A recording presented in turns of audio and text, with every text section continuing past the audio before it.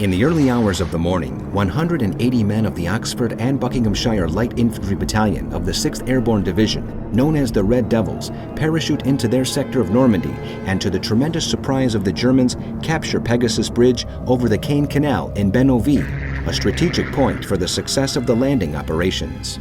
Minutes later, the crossing over the Orne River at Ranville is also captured. Behind them, 1,000 Allied bombers drop 5,000 tons of bombs on German positions on the northern shores of France.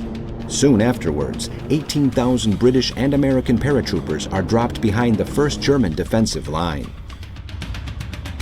The greatest combined force of all time undertakes the most extraordinary amphibious operation in history, consisting of 13,000 planes, 702 warships, 4,126 transport ships, 80,000 trucks, 10,000 tanks, and nearly 3 million men.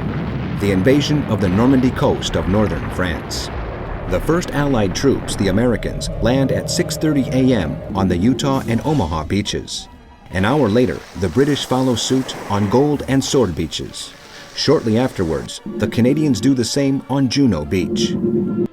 German forces, taken by surprise, act in an uncoordinated way.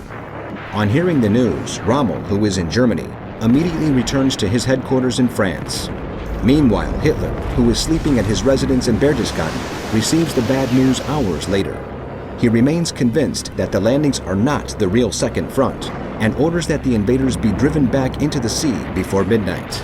In London, Winston Churchill addresses Parliament to announce the fall of Rome and the invasion of Normandy. He later informed Stalin of the progress of the operation.